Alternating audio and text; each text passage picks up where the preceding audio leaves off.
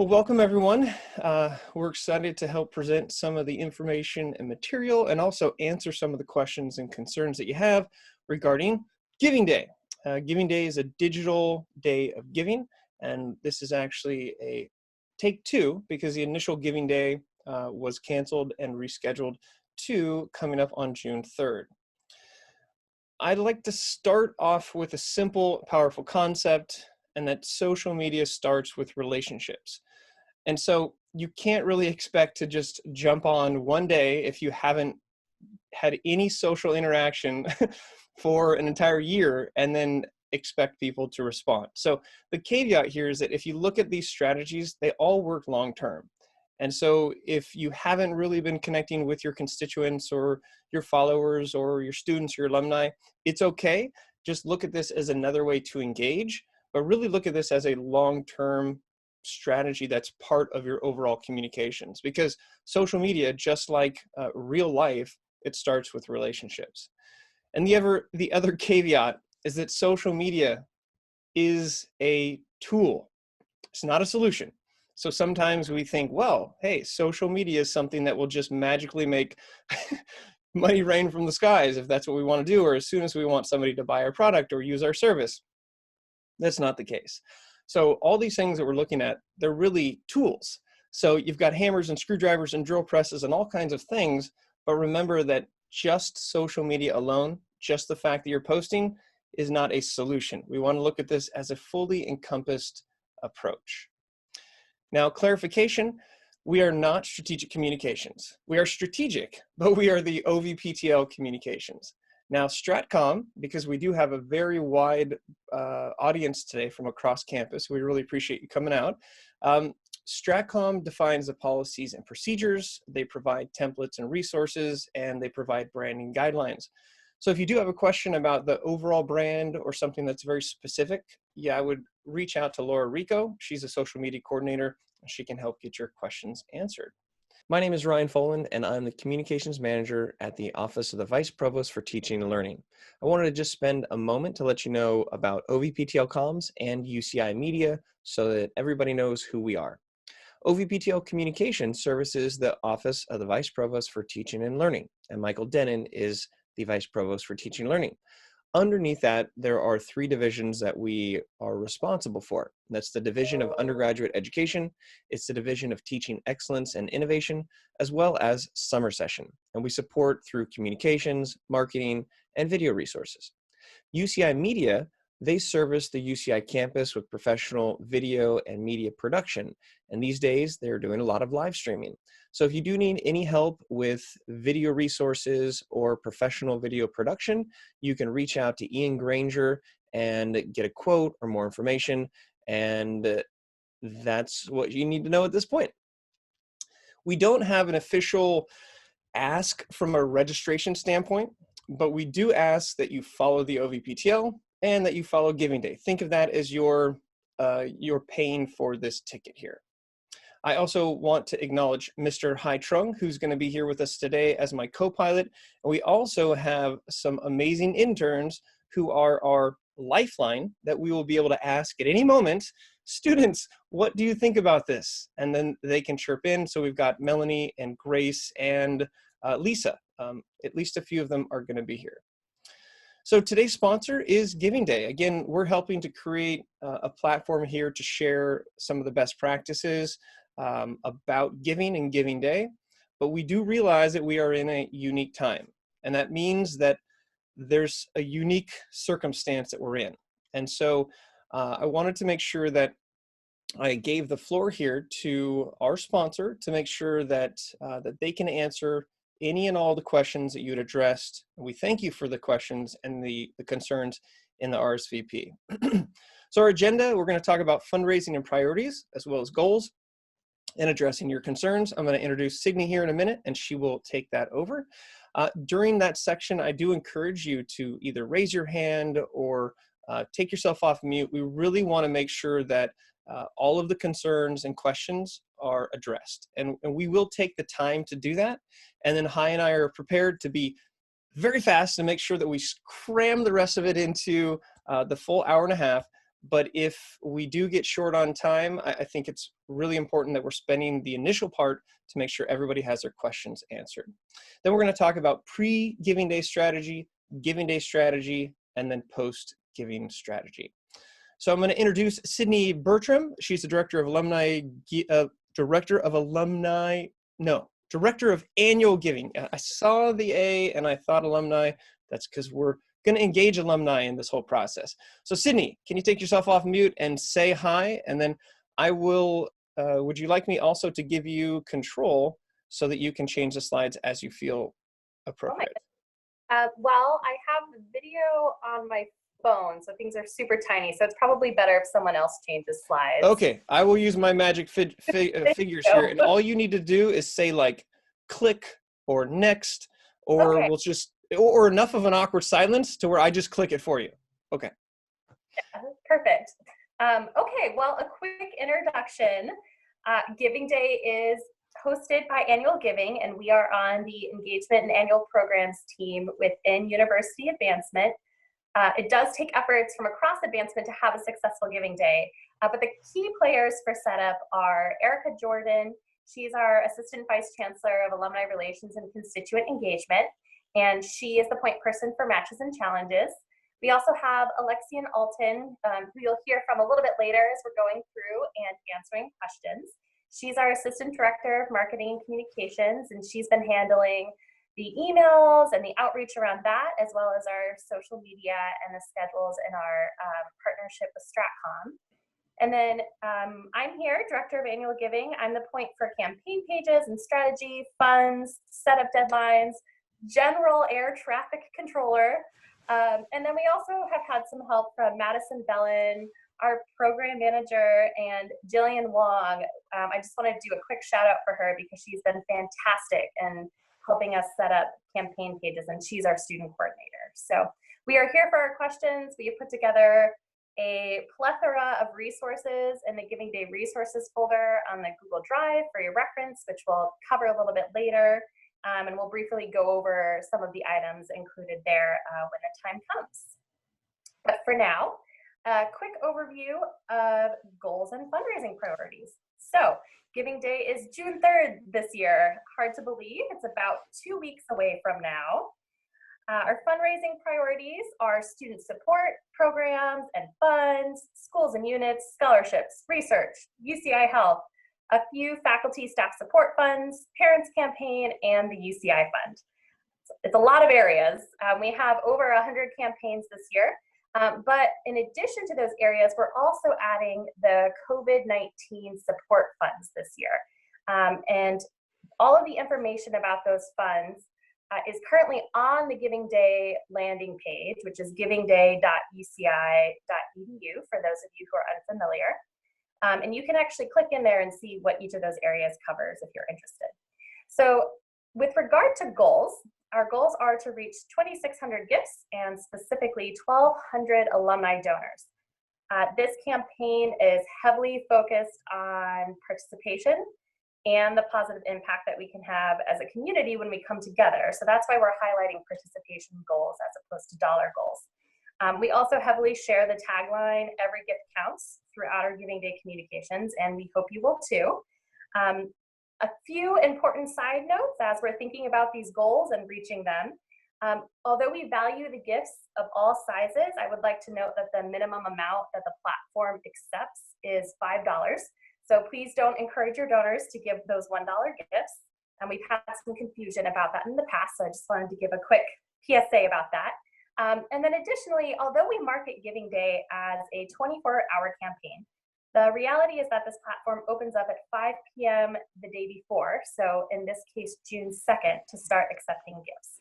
So this is a great time for you to bring in those most loyal volunteers and donors and get them to give just a little bit early so that you have a strong seat of support when Giving Day really kicks off the next day on June 3rd. And so one final note about this, our platform does shut down at 11:59 p.m. on Giving Day, so June 3rd. Gift admin does occasionally upload some additional gifts that came through other channels. the following morning. So please hold off on posting your final stats until I email the group about the fact that all stats are final. That way we have some consistency among what we're all reporting. If you have any questions about the goals or setting up strategies around your campaigns, you are more than welcome to email me and we can have a conversation. So that's it for that slide. So now we're going to address questions and concerns. And the reason we've got Sydney here is so that you're really hearing it from the Giving Day team.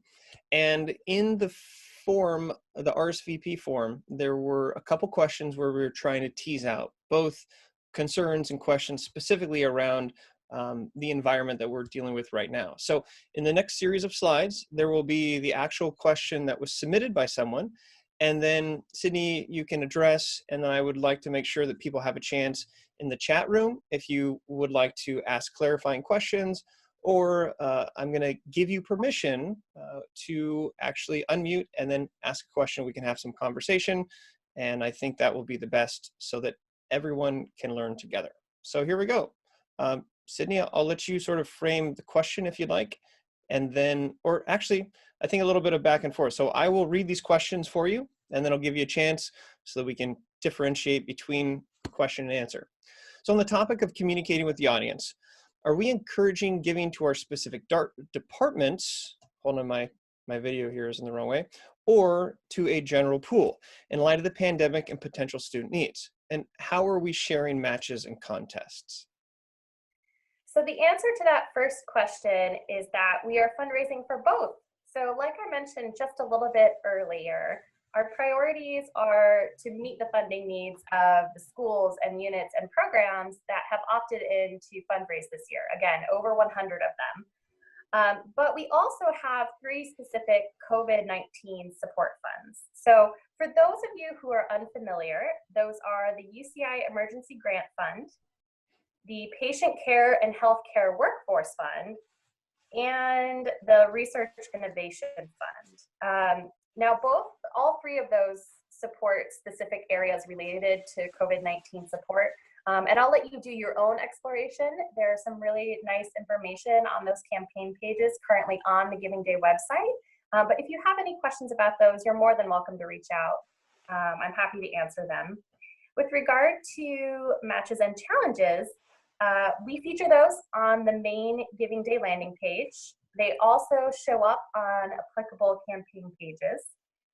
In addition to that, UCI Giving posts a few updates via email and social media throughout the day, but there are so many matches and challenges and campaigns going on that we couldn't possibly cover every single one of them individually. So this is where you guys come in.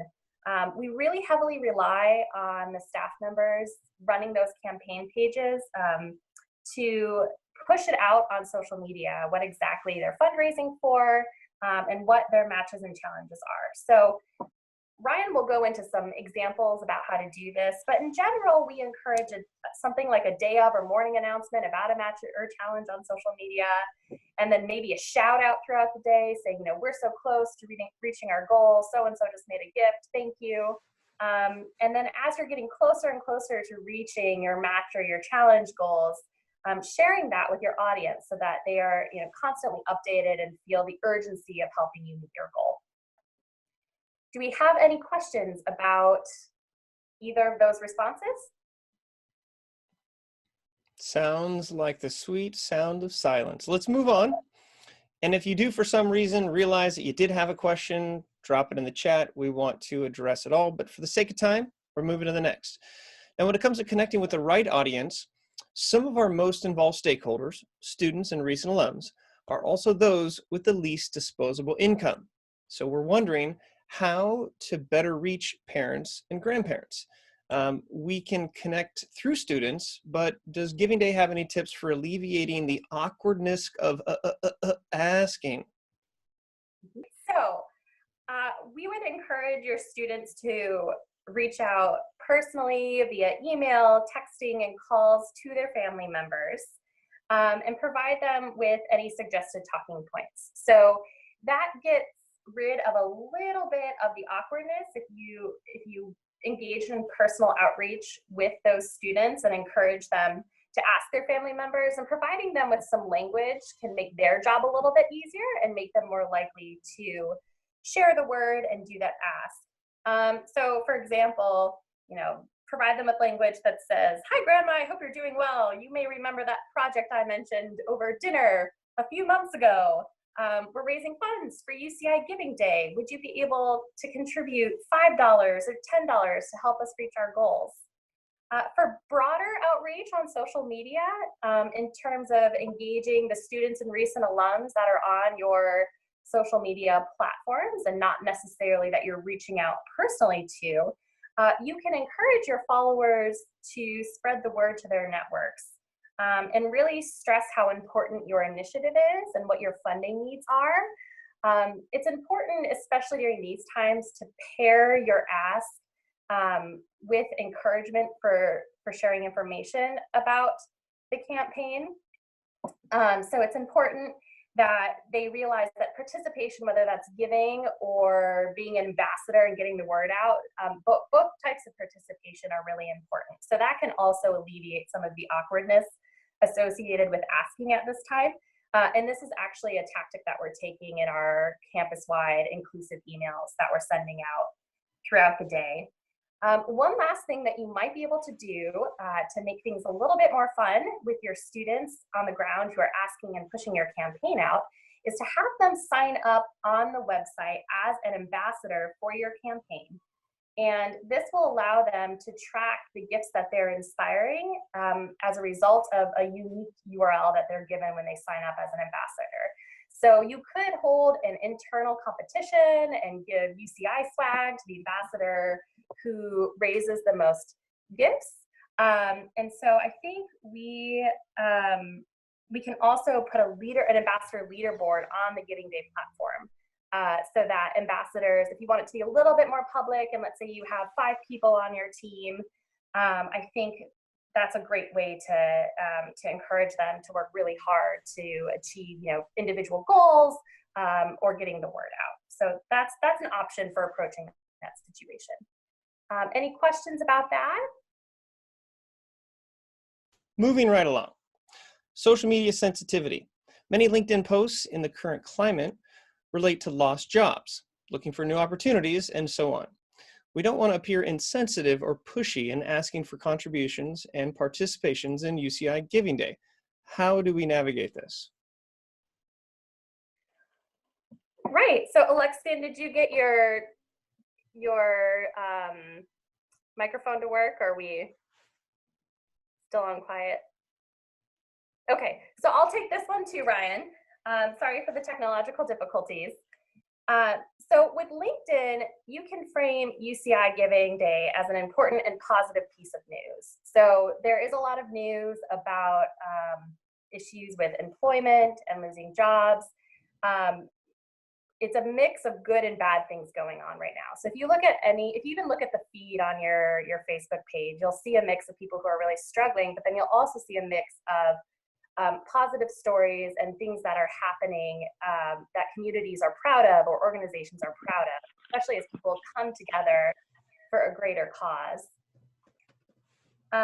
So we know times are tough, but you can frame UCI Giving Day as an opportunity to give back and encourage our healthcare workers, our students, as they learn remotely.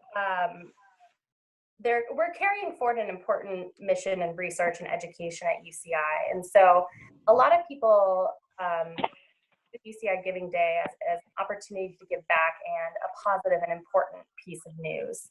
Again,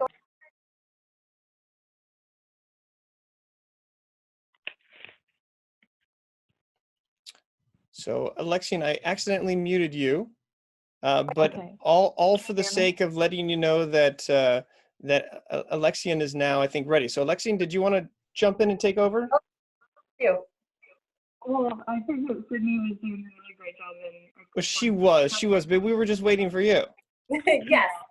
So the LinkedIn is a site that is a really good opportunity for sharing news, and so just making sure that the way that you spin Giving Day is with the intention of sharing it as good, positive news that you know, UCI is strong together and we have goals and we're working hard and nothing can stop us from, Alexian, real quick, can you Yeah. go to your audio settings and then create audio settings and do output, or just your volume is a little bit low?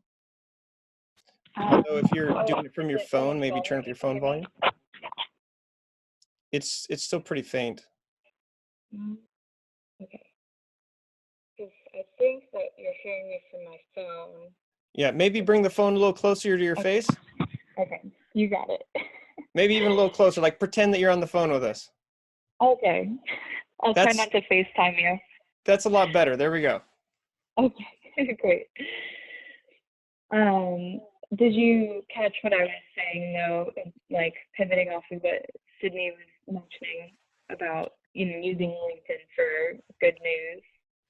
Or I do don't you know. want me I don't know to? if we necessarily caught that. So using LinkedIn for good news, you're saying? Okay, okay. So sorry about all these technical difficulties. So like Sydney was saying, LinkedIn is a really great news platform, especially for business news. So just going into, if you choose to share on LinkedIn for Giving Day, setting the intention of, you know, sharing your story of positive news and really expressing that, you know, UCI is strong together and we have these great goals and we're so focused on education and, you know, adjusting our access to support students however they need, that, you know, nothing can stop us when we're together and, you know, you can help us, you know, drive forward through Giving Day. Okay, so essentially using it as a positive message to just showcase the good things, and this is an opportunity to help support what is already going well. Yep, yep. Okay, so when it comes to anticipating potential backlash, I'm worried that now this isn't me personally, this is somebody from the survey, but we are worried that current students might mock UCI for asking for money during this pandemic. How do we manage the comments and memes that are sure to be made about this? And to follow up, how do we tactfully articulate our need, especially with all of the funding costs and those types of situations? So I'll take that one. Unfortunately, fundraising is never easy. You're always met with folks who may have some negative feedback, whether it's by people who think it's inappropriate to fundraise or by people who don't believe UCI needs funding because it's such a huge institution. And yes, we do have this extra layer of the pandemic happening on top of all of that. And so we don't want to belittle that layer. It's an important one that is impacting how people are interacting with our institution and even just the world at this moment. So there are a few important pieces of information that you can share that may help you get ahead of this potential backlash, but also can be used to have constructive conversations with people who are posting negative things on your Facebook page or who are circulating some crazy memes. So the first is that UCI receives about 10% of its funding from the state, and a bit more than that is provided by tuition, income, and fees, and the rest comes from grants and community support. So donor support is essential for ensuring that UCI has the resources it needs to provide students, faculty, staff, researchers, healthcare workers with the tools and support systems they need to be successful. As you can imagine, something that many higher education institutions are facing right now is the prospect of lower income from tuition and fees, as well as decreased, donor support from those whose economic circumstances were hit significantly hard by COVID-19 and current circumstances. So this is why support at all levels from donors who are able to contribute financially is so important right now. And it's really going to take the strength of our community to continue the success of UCI and its students, faculty, and researchers, and making sure that they have the tools they need. Another thing is specifically pointing out student support is that Giving Day is especially important for campus programs which directly impact student experience. even when they're learning remotely. So if you take a look at the student support section of the Giving Day platform, which will be on public view in the next day or two, we're still working on finalizing it. But you can see some of the amazing ways in which UCI schools, units, and programs are rallying to support students and their experience at UCI, again, even remotely. So many of the campaigns actually shifted their fundraising priorities after we made the decision to delay Giving Day and have the new date on June 3rd, in order to better address the challenges and the needs that their students are experiencing right now due to COVID-19. So all of that to say, Giving Day, at the heart of Giving Day is supporting students. So it probably wouldn't hurt to engage those students in conversation and really get to the meat of what their concerns are, and maybe push back a little bit with how your campaign is specifically hoping to support them. So how do we tactfully articulate our need, especially the possibility of funding cuts? So I will say I have seen a few really great examples of Giving Day pages who have done that. And unfortunately, they're not on public view yet because we're doing final review with gift administration. But I would encourage you, when the arts group is ready for viewing, to check out Claire Trevor's School of the Arts. And they are very clear about the fact that because they are losing revenue that they would normally have as a result of that their theater productions and programming that they have throughout the year, that now more than ever they need donor support. So whether you're a school or a unit or a student program, I think it's important to be transparent about what your needs are, while also highlighting the fact that you really appreciate support that you can receive at any level, because at the end of the day, that support is needed for continued resources and continued success. Now, I do have a question on the first part, and just maybe speaking on behalf of people who might not want to speak up.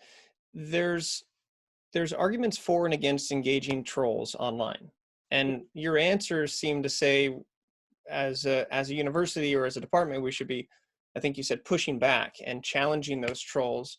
And I just wanted to clarify that, because it can get really, really nasty pretty quickly, especially if you are feeding into what they want. And so looking at UCI's just general policy, if you look at sometimes the posts that they have, sometimes the replies that are trolly, they don't seem to respond very much, and if at all. So just to clarify there, you kind of open up a bit of a conversation wormhole if you are pushing back. So I just wanted to maybe clarify on that, just some guidance for people who are newer to social media. And I can see how a bad experience or approaching a troll in the wrong way might really sort of like rattle the cages. So maybe if you can clarify that, or maybe if people can reach out to you with some particular things. Is there going to be day of Giving Day support where like you can report this person as being a troll and you can collectively look with that messaging? Because I think this is really the crux of what a lot of people are maybe fearful about putting this out there. So maybe you can speak a little bit more on that. So Ryan, in all honesty, I mean, we're available basically 24/7 on Giving Day for questions. You can always contact us. We're always on our email if there's some concerns. UCI Giving, when I'm speaking from the UCI Giving perspective of pushing back, which probably wasn't the best language to use, but it's not uncommon for us to receive negative emails through the UCI Fund email address and result of fundraising efforts. So in those cases, if people have legitimate concerns or asking questions, then we do tend to engage with them and answer their questions, and we're happy to help them understand. But in terms of, Ryan, I completely agree with you. If you have someone who is trolling, that's a whole other situation, right? You don't really want to engage them because things can blow up pretty quickly. Overall, it sounds like UCI's approach to dealing with trolls is just to not respond. Is that correct? That's in general what I'm seeing. You'd have to check with Laura Rico for the particulars. But in a general sense, trolls are really trying to get reactions. So as soon as they get a reaction, then they feed off that reaction, and then they'll use that reaction against you.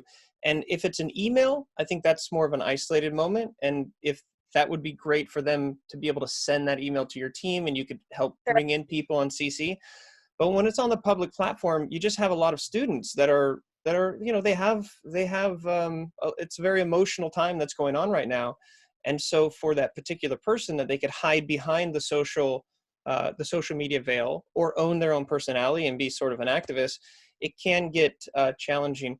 One thing personally that I can share, which is not an official UCI policy, is that if something is inappropriate in one of my feeds, I usually try to connect with them privately, as in a direct message, and say, hey, I hope you're doing great. I see that you did post this. You know, we're really trying to create a positive spin. Like, I'd be happy to have, but offline, just be careful. They can screenshot that. And so you really have to take that higher ground. But again, I just wanted to stick here for a second, because people might not be posting regularly on social, and then they just go all in. And that difference between silence and the first time that you're popping up is like, give us money, essentially. I think that's where there's a lot of anxiety about that. So if that does occur, is there a way or somebody that they can talk to on the Giving Day team, and then maybe you can evaluate it on that case by case, just to be safe? Yeah, absolutely. They can email me, or they can email Erica or Alexian. We're all in extremely close contact. And Stratcoms is also aware on Giving Day, because they're involved in pushing out Giving Day messaging. So yes, please feel free to email me. I'm happy to help. We can evaluate the situation together. We can bring in Erica, we can bring in Stratcom, depending on the situation. And we can move forward on that together. That way you feel supported, and don't feel like you're making a snap decision with regard to responding or not responding. Great. And a couple other options is that you can mute people so that you just don't see it. You can actually block people on some platforms, which is a bit more aggressive, and that might create retaliation. Or there is sometimes an opportunity to flag comments as inappropriate based on the platform. So there's a few more tools that just might be within the platform for that. But I would encourage anybody that does experience a bit of trolling to really, really think through it, because this is a touchy subject. So I would say leaning towards the guidance of Giving Day as support before you initially react. And I don't mean to really focus too much on this, but I really think this is the crux of what might be stopping people from their fullest potential on Giving Day. If I can Okay, chip great. in. Yes. Sorry, this is And Lisa. no, this is Lisa. Lisa is one of our amazing interns. Thank you, Lisa. Yeah, of course. So I'm a student at UCI, and one of the big things that students right now are concerned about is that UCI is like not lowering tuition, and they have to pay full tuition for online education. So I think, Sydney, you mentioned a lot about what the money from Giving Day is going towards. And so I think in order to avoid maybe the lashback from students is to be as transparent as possible about where that money is going, so that students are saying, like, students know that it's not just going to the school, it's going to the students and the organizations. So being really clear of how the money will impact the students and help them would be really helpful. Absolutely. Great. Thank you for that student perspective, Lisa. Okay, so navigating during the pandemic, maybe is there a way that we can compile a spreadsheet of verbiage that that we can use around the sensitive topic of the pandemic? Yep, can you hear me? It's a bit muffled, to be honest. Okay. Sorry, I'll try to speak really clearly. So there already is a sheet of verbiage, thanks to Sydney. She uploaded it to the Giving Day resources folder in the Google Drive. So everybody should have access to that. If you don't, it's at bit.ly.ucigd2020, but also feel free to reach out to us separately if you need that link, again, at any point. So we just want to let people know that we're very focused on community impact, and participation in any form has value. And so, showing sensitivity that way, not necessarily demanding giving as the only way to add value on Giving Day. But an example of some sort of language that you can use is, one of the amazing things about being a UCI parent is that we can see the impact of coming together and supporting something important. So this year for UCI Giving Day, I'm supporting IMCA because, and then, you know, they can give their personal reasons, and then sharing the Giving Day link and, you know, keeping it personal, but also highlighting the value of spreading a message. I think that's the sweet spot that we should aim for. Yep, exactly that. And then, so that verbiage is on our suggested social media document. It's, again, the folder is bit.ly/UCIGD2020, just because I know Lexine's a little difficult to understand. I'll also send out that link to everyone who registered for this webinar. That way it's easily accessible.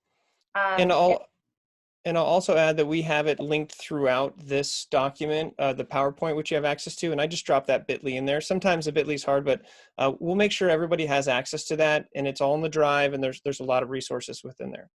Yeah. So with verbiage that's particularly sensitive to current situations and making sure that we're focusing on community impact, that document that outlines suggested social media content has a little bit of the rah-rah language still in it, but if you scroll further down, I think it's to page 2 or 3, there's a section for additional suggested posts that are a little bit softer. But again, we're focusing on community impact and the things that we can accomplish when we come together as a strong community. And again, going back to the idea that if people can't support financially, that's okay. It's just as important to help us spread the word. And so we need people to participate at all levels. Great. Moving on. Basically, when it comes to committing to the campaign, some people are worried that they won't have the bandwidth to give the attention that it needs based on all their job responsibilities and the sort of current climate of changing and working remotely. Can you speak to those people who are sitting here thinking, I don't know if I have the time to do this? Sure, absolutely. So it is a legitimate concern. We are all extremely busy and faced with balancing day-to-day priorities with long-term oriented strategies and goals that will ultimately support and benefit our programs. So just like Giving Day, I would recommend that you choose to create a schedule of 3 or 4 posts in advance and then schedule them in Facebook. You don't need Hootsuite to do that. So if you're unfamiliar with Hootsuite, that's okay. You can go through Facebook, which I know some folks are a little bit more familiar with. You can also pre-schedule emails through Outlook if you have a group of volunteers that you would like to encourage to post about Giving Day. On Giving Day, you can schedule that weeks in advance if you would like.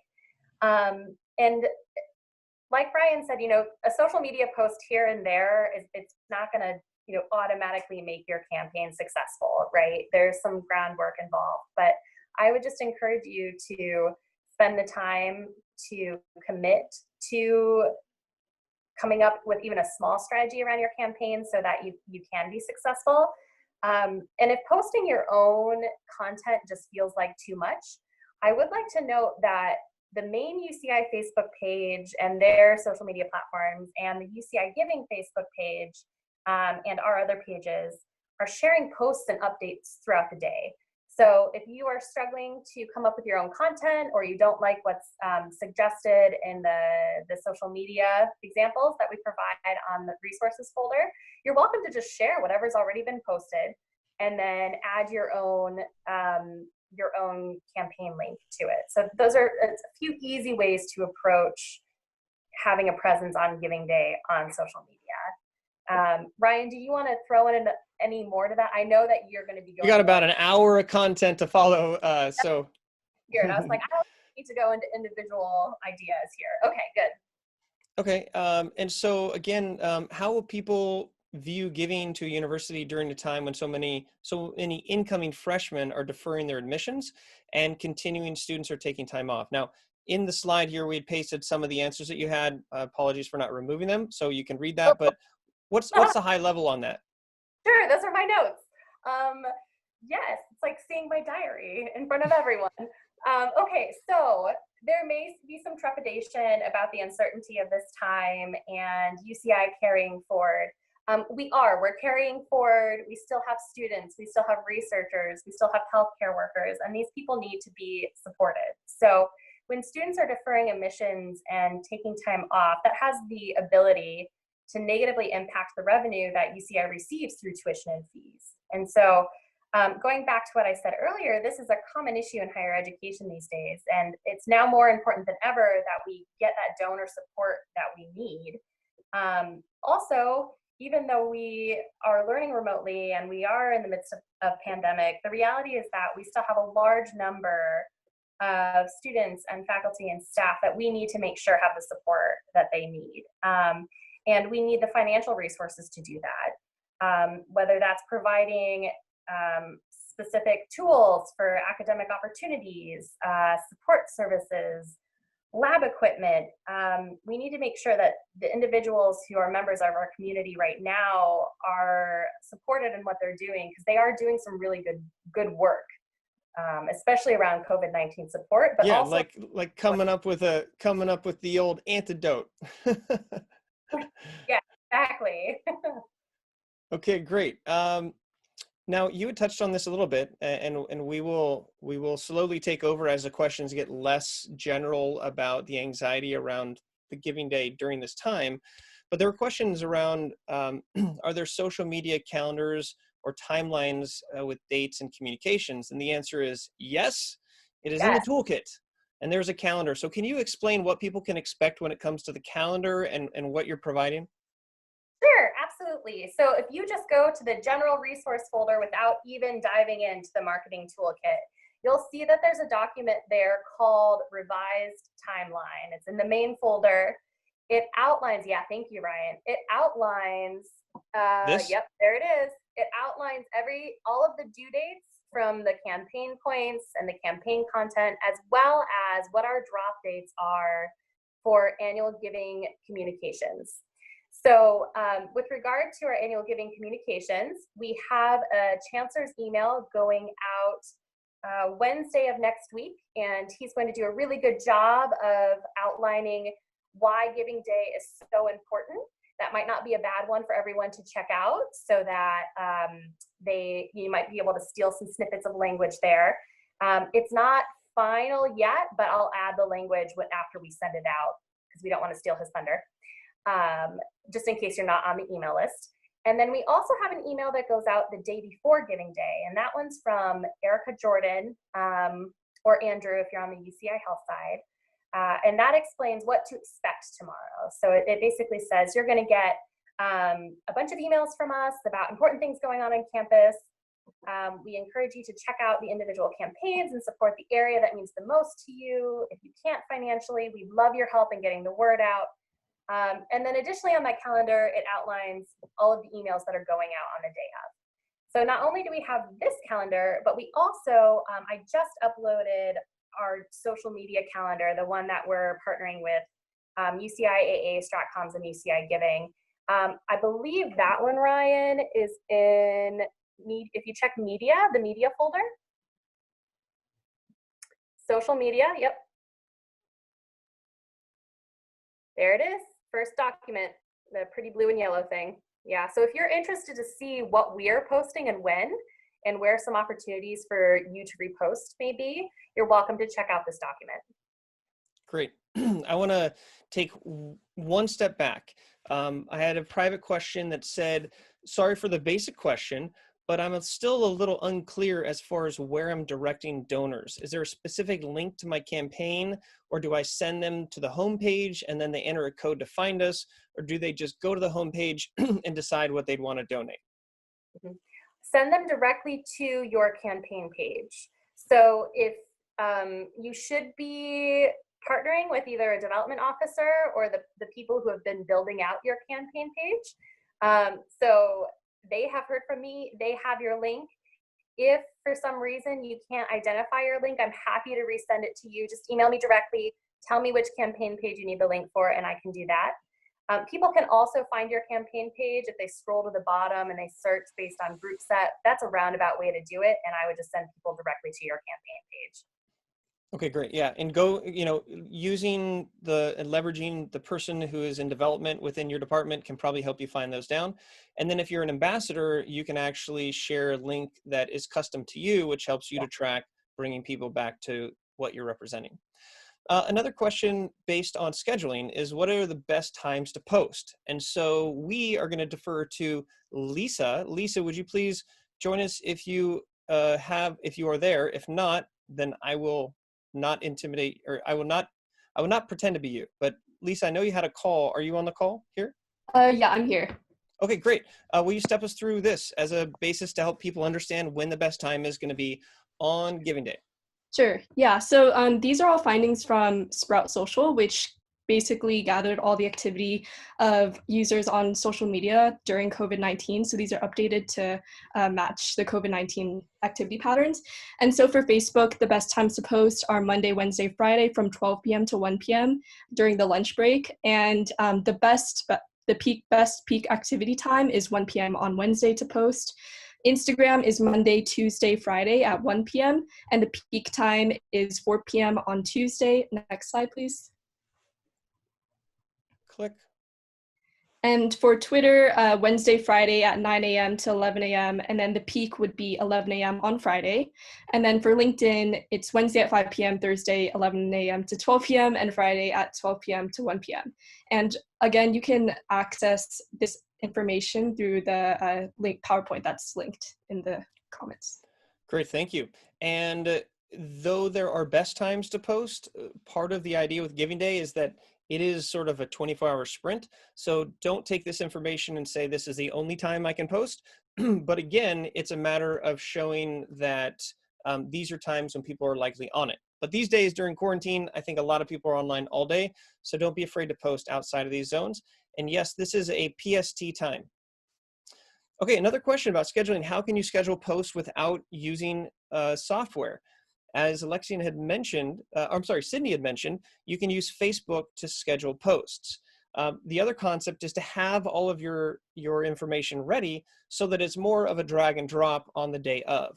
But within Facebook, you can schedule posts, and so that's something that you can do there. Now, when it comes to scheduling software, this is something that has a lot of value and a lot of an ability so you can set things so that you have the activity and presence, and then you can focus your time on engagement during the day. Now, you had heard about Hootsuite, but there's also Sprout Social and Buffer. And the trick here is, since we're only 2 weeks out, is that you can use the free trial versions. Now, I want to introduce Hai and bring him in here to the loop. Hai, if you want to explain just real briefly, going through the next few slides about the different trial softwares and maybe the essence of the platform so people can see if it's something that they want to try. All right, thanks, Ryan. So I researched the most popular scheduling platforms, and they all include a free trial. I know that it can be a little bit intimidating to use a new tool if you're already a little bit newer to social media in general, but the purpose of these tools is to alleviate the pressure and the stress of having to schedule everything the same day. So we're just going to go through some potential options for you if it potentially works for you. So Buffer is something that we use across all of OPPTL communications. We actually manage, correct me if I'm wrong here, Ryan, I think we're almost at 20 plus social media Just accounts. a lot. Yeah, a lot. That's a lot. So within all of those different accounts, we have some content actually scheduled out through the rest of the quarter, going through the summer as well. And that's made possible because we pre-plan our posts, we work with our student interns to develop that content, and then we approve, review, and then set it out to the world. You may not need all of that for Giving Day, but even just signing up for a 30-day free trial, as long as you cancel before the trial is over, you don't have to pay for anything, and it will allow you to at least schedule up to a month's worth of content, which, with Giving Day coming up very quickly, would keep you covered. And so to Ryan's point, when we're talking about presence and a baseline, what that could mean is your general announcement at the beginning of the day or the day before, a couple of posts throughout the day, and then maybe guaranteeing that you have that thank you set up so that when you are working during the regular day in which Giving Day is happening, you can go into your native social media accounts, whether that's your Facebook, your Twitter, or your Instagram, and you can like, comment, reshare, while also taking that pressure off of having to queue up different images and text and scheduling that the day of. And I was a little quick draw on the slide by accident, but Buffer is just one of the options, and we have a few more here. So Hootsuite is essentially the same type of scheduling software, but it also adds the benefit of social listening, and you can track and monitor within that system. Again, a free 30-day trial for you to use. And then, hi, tell them about Sprout Social. So Sprout Social is also a very popular platform. As you can see, it is quite a bit more expensive than the other platforms, but it also provides some of that social listening and also an inbox function, which Hootsuite also has. And when we mean inbox, that means that comments, direct messages, and mentions will actually fall into almost like an email inbox interface when you log into the platform.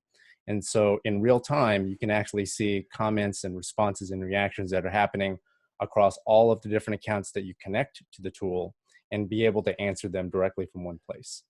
Okay, so just to address a couple things I see in the chat. One is that Sandy said that she tried to schedule a post on Facebook and it's only available to post onto pages. So again, you probably need to be posting to pages, not like for your actual unit and department. And if you have any particular problems with, say, Facebook in particular, you can reach out. We can help you with that as an issue. But there are limitations within scheduling on these platforms, and that's maybe more of a reason to look at exploring these different scheduling softwares. And what you do is you connect your social accounts. Sometimes you have to verify, and that's sometimes the challenging part. But when you're in there, you can create the posts that you can pull from the toolkit, and you can put them in there and you can schedule them accordingly. And then, hi, Gail had asked, what is social listening? What is the 10-second version of social listening as we're talking about it here? Thanks, Ryan. So social listening in a nutshell is just capturing the sentiment that people feel about you, which in your case would either be your school, department, or organization, and being able to track how people are feeling about it so you can react appropriately. And how they feel might also be a mention or a tag. And so by paying attention to what people are doing, these softwares will pull data from the different platforms into one centralized place. Exactly. Okay. So are there free services? Yes, we just kind of mentioned this, and it is using Facebook scheduling through it, or just being prepared so that you can have a student or somebody easily post them the day of. Okay. Here's another question that's guiding our conversation. Will the Giving Day team share templates that we can use to post content or socials? Will they provide graphics, logos? The answer is yes. The toolkit is the answer for most of your questions. You've got graphics, you've got templates, you've got logos, word marks, memes, and I'll show you real quickly here what that looks like. Let me get out of this. So in media, you have everything from imagery, and in imagery, you have stickers, which is maybe not as relevant in a printed form, but this is something that you can use and showcase as a digital sticker. You have all of the Giving Day logos to your heart's desire. You have frames. Now these are PNGs, and we'll show you an example of some ones that we just made for this presentation. And you also have some memes that are approved memes, and I'm sure those will be adding as we get closer, or you have a chance to also do that. Okay. Okay, connecting with students. I think this is, we really put this up at the top because how do we engage more students on, before, and during Giving Day? The short answer is that engagement drives engagement. Hi, will you tell us how we can leverage live streaming during Giving Day, or even maybe before as a lead up to? So as Sydney mentioned, the actual window for giving actually opens up the day before. So if you have an audience that is active on any of these social media platforms, and these are the most popular ones that people are using at the moment. If you're not familiar with Periscope, that's the live function that you can use through Twitter. It could be simple as, explaining why you're participating in Giving Day, giving you an opportunity to add that layer of transparency, and also explaining the need and also where the funds will go. And once you actually finish the live stream video, you do have the option to actually save it and also repurpose that video into other places. And the nice thing is, if you're doing a Facebook Live, for example, it actually provides an option to provide captions automatically into the video as well. Excellent. And I think if one of our students are still on, they had a great idea about identifying students to feature and tag on Instagram. Do we have one of our wonderful interns who wanted to share that strategy? I know Lisa left. Grace, are you there? I don't think Grace was able to stay through to this part, Ryan, but Okay. we actually had a question directly from Kathy in the chat asking whether we would suggest having student workers or admin do social takeovers, providing the perspective of what gifts mean to them and how they're impacted by the gifts. I think that could be a great idea, but I also think that they could do that on their own social channels um, without taking over your account. I think that it is important to have a voice from your center, and maybe there's a certain amount of time where they would be on those accounts, but at the same time, you're really looking to tap into the network effect. And so your social following on your actual campus accounts are probably going to be a bit less of a reach than somebody in their personal or their private account. And so I would say look for those ambassadors who would essentially showcase Giving Day on their platforms as a standard. And then sure, if some of those want to take over and be more active, that could work. But at the same time, you could have them working behind the scenes and just making sure that your page is nice and active. Hi, your thoughts on that? Yeah, and I can provide a perspective that some of our students were shared with us while we were putting together this presentation. And Kathy, I hope this helps answer your question a little bit more. The reality is a lot of our students are going to be much more savvy, much more connected, and likely probably have much larger audiences than many of our social media accounts. And with that said, students do hold the mentions and the spotlights from an official UCI unit and their equivalent social media account in a very high regard. So an example I can include is with one of my responsibilities for campus is summer session. So what we did over the past few months is actually find student stories and experiences talking about how they benefited from some of the programs and experiences they had there. And we create a spotlight with them where we would create the post, use a photo that they provide to us, add some branding to it, and then posted it.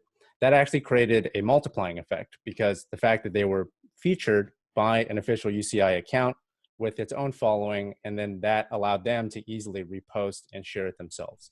So it kind of has a dual effect. So it could work for them to do a takeover, could be just as effective, or maybe something you might want to test where if you do have some students or admin staff or anybody that does have a large following, you could try both ways and then just see what makes the most sense for you.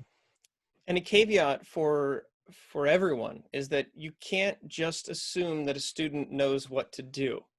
If Right. You're confused with social strategy, they probably are as well. Now, when it comes to them posting their own posts and their own selfies and their own things, they're really good at that.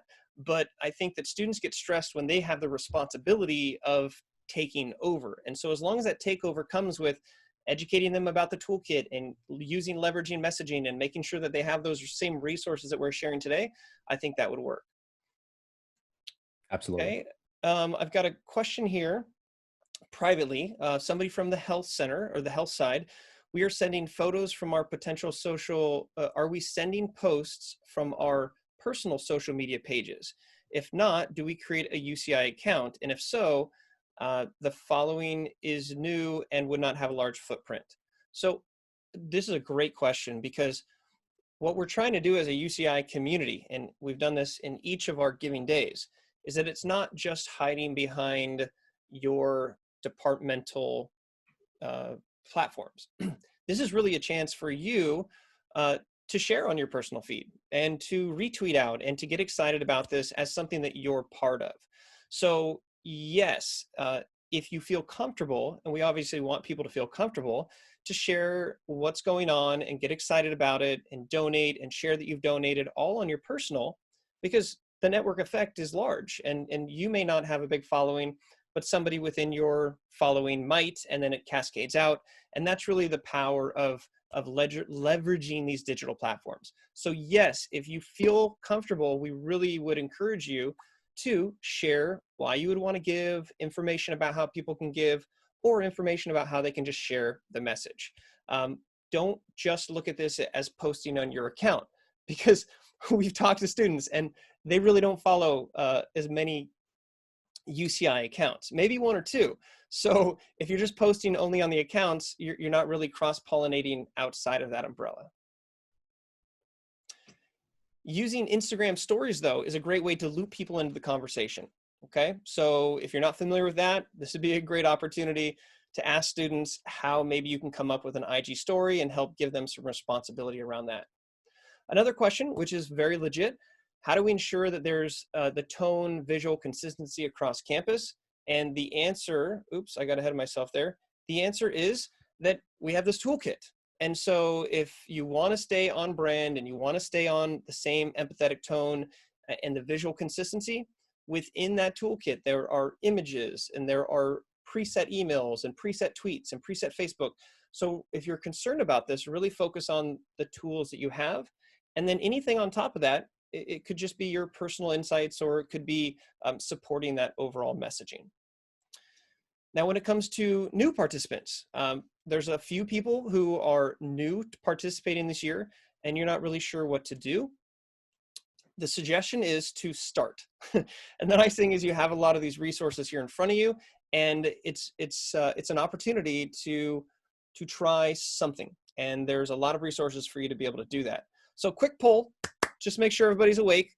Has your department participated in Giving Day before? Throw in a yes or no. All the yeses will feel comfortable with all the yeses, and then all the no's can commiserate together, knowing that you're all here together.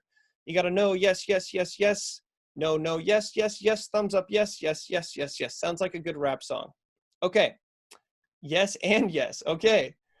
So we're in this together. A lot of people have experience, and so those people that don't have the experience, we're all here to help support. So if you are new or your department is new, there's really everything that you need packed into the toolkit and leveraging Sydney and Alexan and the Giving Day team.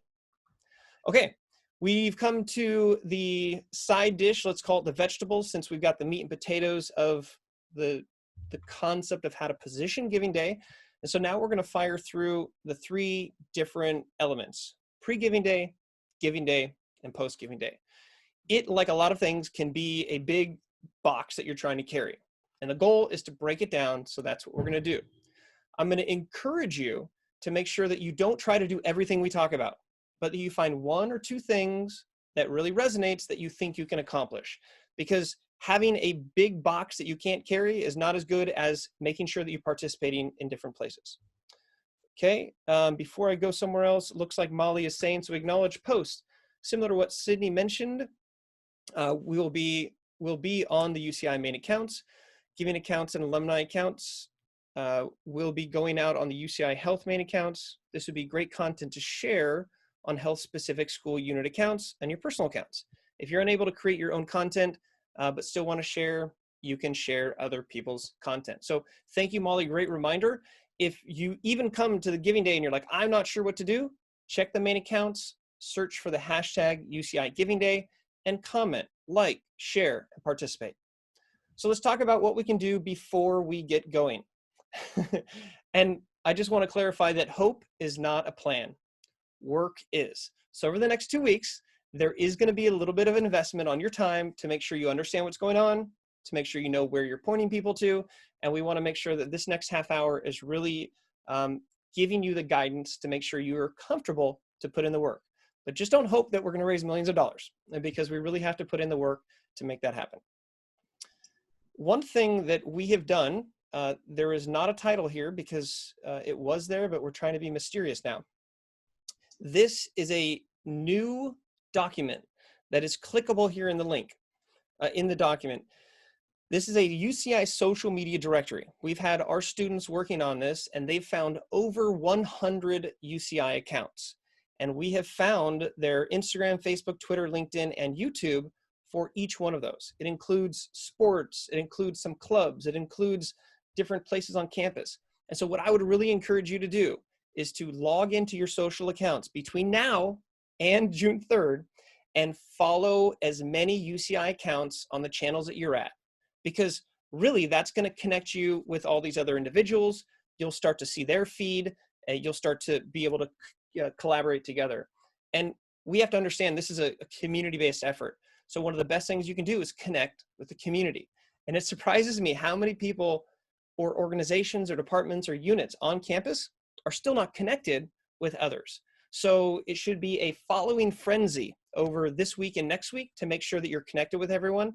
And these are live links that you can click on. So this is a new effort that our OVPTL Comms has done to make sure that we all have the ability to not have to do the hours of research to find these, but now just to click and go from there.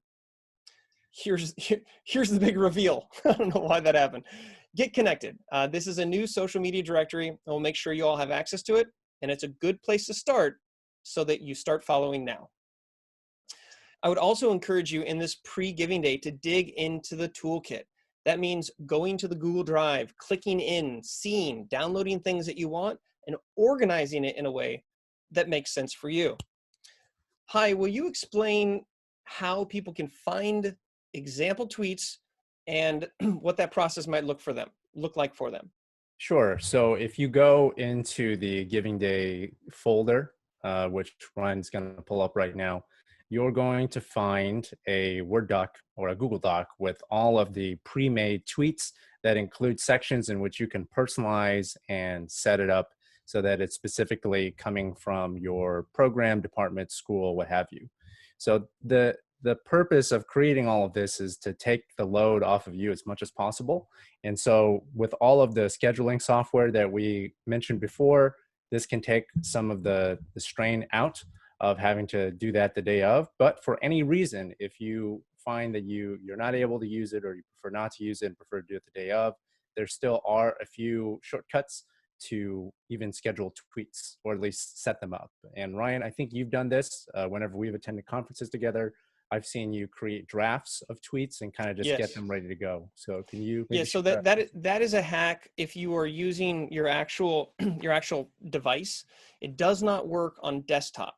Got it. Okay, but if you do, or if you plan to use your own personal phone or a phone that has Twitter logged into your account, or your company or your unit account, you can create these tweets, X out of them, and save them as a draft.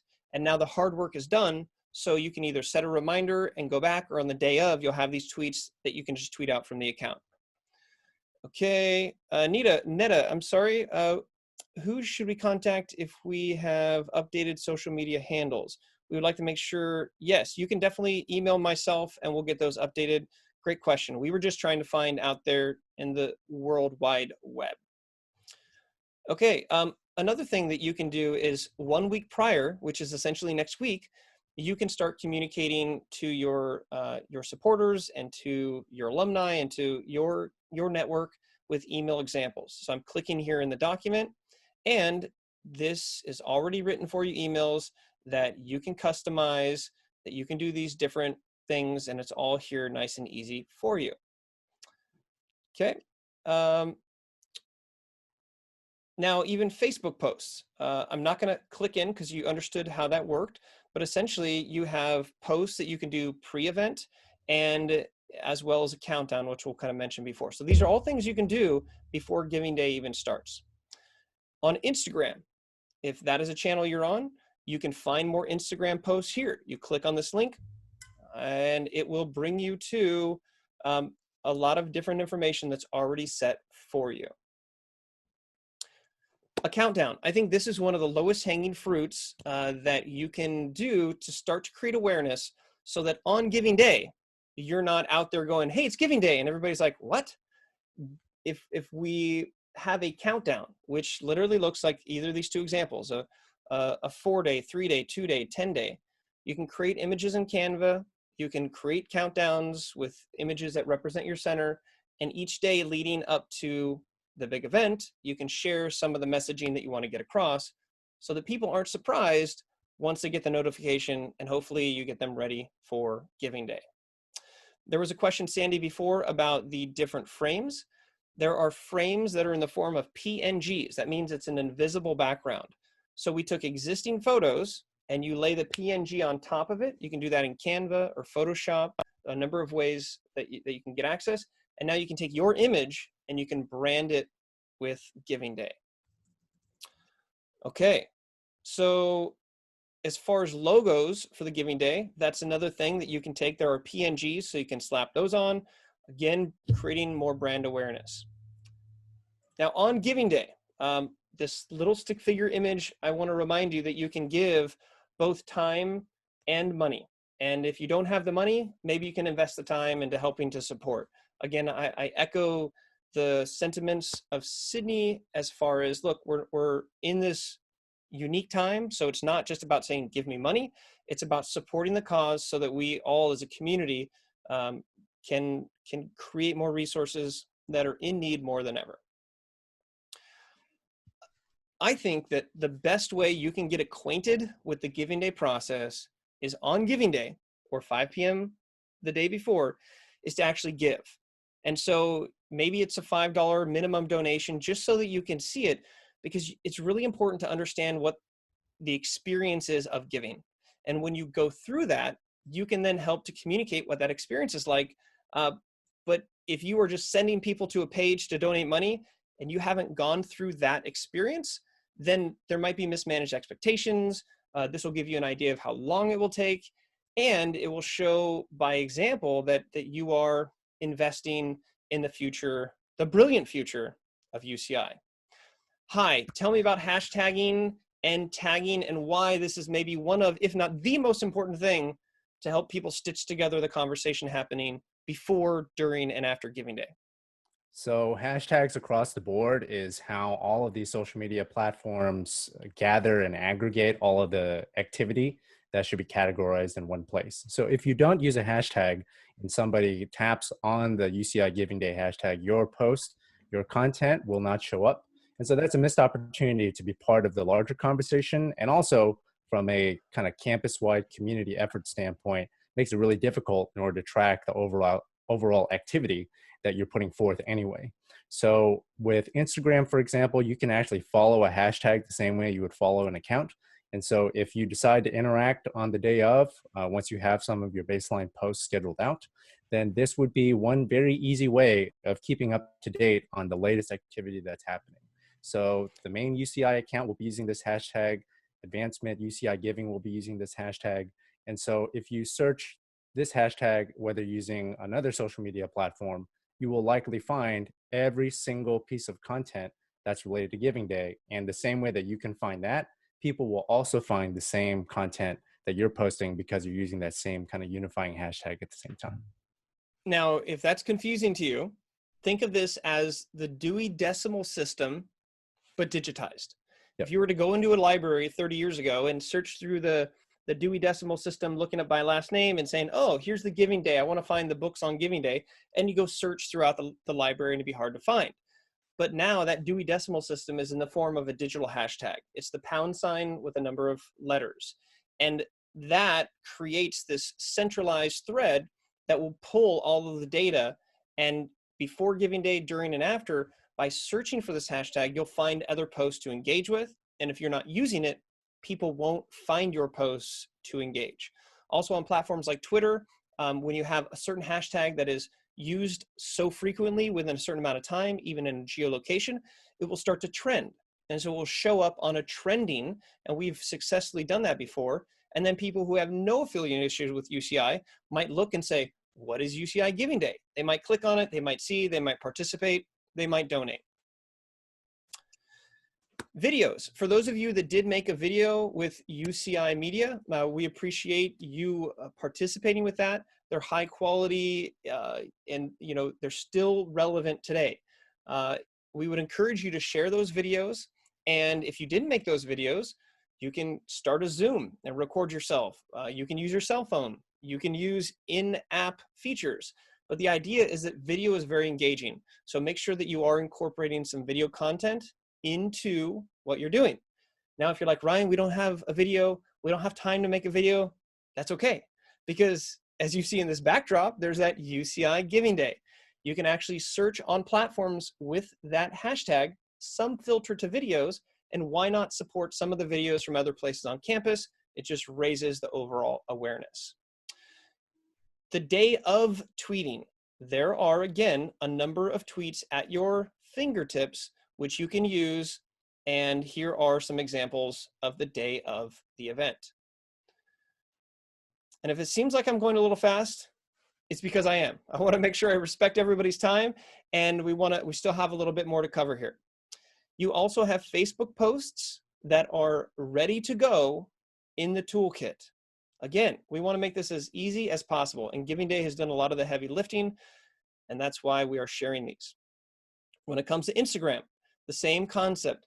Now, I'm not saying you have to take this word for word and paste it in there, because if you look at this highlighted section, you don't want the parentheses and brackets showing that this was just templated. It does give you an opportunity to customize it, and I would encourage you to add a little bit of the flair and a little bit of the personality maybe of your department so that it is coming from a non-templated place, but this gives you a great place to start. You also will have access to more email examples that you can do the day of.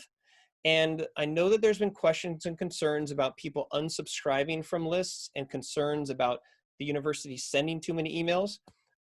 I will defer to the Giving Day team, but from my understanding, they are sending those emails through a system that where if people opt out, they're not opting out of the initial email databases that they opted into. Now, granted, you might see some attrition if you are messaging a lot in one day and maybe you haven't messaged them for the last year, but you have to balance the risk and reward of reaching out to help support this campaign. And that's why communicating earlier than later is a good way to not bombard people. So I'd encourage you to consider sending an email before. Maybe they might see one from the chancellor, and all of these together, you're becoming a part of the overall campaign. Hi, will you talk about memes and maybe just give a caveat to memes that might rub people the wrong way?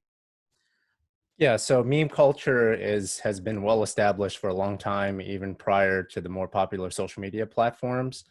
It's a way to communicate an idea in either a funny or just very easily understood way.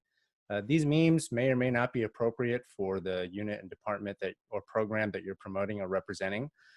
It's up to your discretion. Just understand that this is just a regular part of communication now. You may decide that you might want to create your own that's a bit more appropriate. You may decide that given the climate right now, maybe we just won't do any memes. We'll focus on staff, student, program, department highlights. That's totally fine too. We're just highlighting that if you have an audience that you have a positive relationship with, and humor is how you use your social media, these are approved memes to use. That being said, based on everything that we've talked about so far, given the considerations of the current conditions, it's up to your discretion to use. Memer beware. That's right. And if you do want to have access, there are some pre-approved ones here, and there's a lot of easy softwares that you can make your own, and maybe you might feel more comfortable doing that. When it comes to using your smartphone or Zoom, and I say Zoom because in your own Zoom room, you can start a meeting and you can record it, and then you can have access to that after the fact.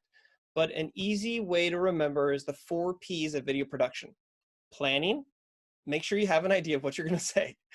Practice, try to do it once, maybe twice, maybe actually record yourself and review it. And when it comes to production, this is not a requirement. This is what you decide. Is your production a self-facing camera? That's fine. Is your production something where you're excited about using your iPad Pro and connecting in a microphone that you've been waiting to use? That could be it. But the more organic and realistic and maybe even wiggly or wobbly that it is, it comes across as genuine and authentic. If somebody donates, it's a great opportunity to then send a video thank you. If you're gonna say something, why not say it via video? It just creates a lot more personalization. And I think everybody's used to seeing our faces on these screens because it's a new world. So I would encourage you not to forget about making videos. And the final P is about promotion. If you post a video, in a forest and no one's there, does it exist? But if you post it and you share it and you direct message it to people to share as well, or you create some sort of promotion around it, then the video will do its job. Hi, you want to talk to us about photos, the importance of it, where they can maybe find more, and just the 101 of Canva. Yeah, so with the photos, the Giving Day team has put together a lot of assets that you can put together. Canva is very, very user-friendly. It was developed so that it is supposed to be as accessible as possible. It's literally just laying images on top of each other the same way you would scrapbook in real life. So with the toolkit, you're going to find frames, graphics, logos, all the stuff that you typically would need to put a little bit more of that unified branding on an image in one place. What you do is you would take those images and upload all of them into a tool like Canva. You don't have to use Canva, but it is free. It's easy to sign up and very easy to get started. And then you would just start laying one image on top of the other. Now, if you find that you don't have a lot of photos to work with, we've got you covered there as well. Stratcom has the Wide and Collective Image Database, which has a plethora of videos and also photos that you can use, which includes pictures of campus, different buildings, different units, different events, all different types of things, and it's getting updated every month. So if you haven't already been set up through the Wide and Collective, now would be a good time to do so. All you have to do is go to Wide and Collective in the link in this slide here, and then just sign in using your net ID.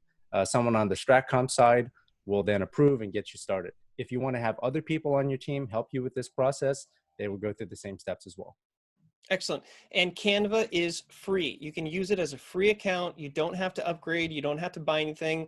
We use it very extensively, and it's pretty simple. So it's not too intimidating. Now, when you're interacting with donors on the day of, we just want to remind you of a couple things. Make sure that you're using the right links.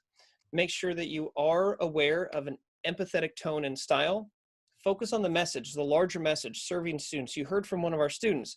Focus on the fact that this is going to serve students. Make sure you follow along the way. As a rule of thumb, anyone who interacts with you or that you interact with, go ahead and follow them or like their page. And it's a good way to gain a group or a community that are like-minded and supportive of UCI. I would say that you also should not forget about thank you posts. This is the day of. So thank people along the way. And you can use thank you videos to help spark engagement. A couple other ideas is that if somebody says, I donated, you can answer with a question. Thanks. What inspired you to give to student success? You could also post stories of why you give. Again, this is you personally. It's an opportunity to share your passion for what you're supporting. You can also share screenshots. If you don't know how to take a screenshot on a Mac, it's Command-Shift-3 for the whole screen, or Command-Shift-4, and you can create a smaller image. The idea is that you can screenshot some of the interactions and you can repost those as images, shouting out people, thanking your donors, and so they can go a long way. And also don't forget about direct messaging people and sending little personalized messages, and I think that they'll be appreciative of that. On Giving Day, you can get Giphy with it. It's just a repeated image. I'm getting Giphy with it. Hi, what do you think about GIFs day of? So GIFs are a little bit more flexible than memes. Memes kind of have a connotation with it already, but a GIF could just be a short form recording of maybe you and your staff working remotely in how you're servicing and providing support to all the students or the constituents that you work with. All you have to do is you can either take it on your phone. There are plenty of tools that you could use, Boomerang being one of them, that you could use either on a tablet or on a phone. You can also record maybe like a Zoom meeting, and then you can turn that into a GIF as well. So it's one more way to add a little bit more interactivity than just a static photo. And people are totally fine with a GIF not being super high res. The whole point of it is to add a little bit more fun to it, but allows you a little bit more control. Excellent. So get Giphy with it, people. Now, making specific asks, again, be empathetic, be direct, be thankful. Make sure if you are an ambassador to include the links for tracking, and always include the hashtag Giving Day. We are on the 3-minute sprint, so I'm just going to sprint through the finish here, using things like polls, asking questions, following people. We talked about gifts, sending DMs. There's a lot of ways you can do it. The number one thing is overcome your fear and share. And do not give up until the finish. In fact, all the statistics show that there's always a ramp up at the end. So don't just like stop. Maybe see if a few students can stay active up until the end. Maybe have some things scheduled, but don't give up until you finish. Now, when it comes to post-giving day, it's really about having an attitude of gratitude. Now, I would suggest to search the hashtag again, and you can find people who shared. This is, again, a way for you to not just ask on one day and then disappear the next. Use this as a chance to build relationships, and that means getting in touch with the people who were your donors after the fact. You can find email templates for post events. You can do something that's written that you take a picture of. This always works very well when we're on campus. It worked. It still works off campus. A little message that you've written and taken a photo. When you find and follow after the fact, oop, that was a little quick. Basically, anyone with UCI Giving Day in that platform, you can start to follow. They might follow you back. This is a great opportunity to increase your reach and your following as a result of this effort. Post your thank yous. Don't forget about it. You're going to be so exhausted the day after, but still make sure that you email campus partners, send handwritten notes maybe to donors or special people that helped you out and those who engaged. You can also go back and look at some of the insights and see what worked best so that you are prepared for next year. You'll maybe even find some individuals who were more active than normal with you.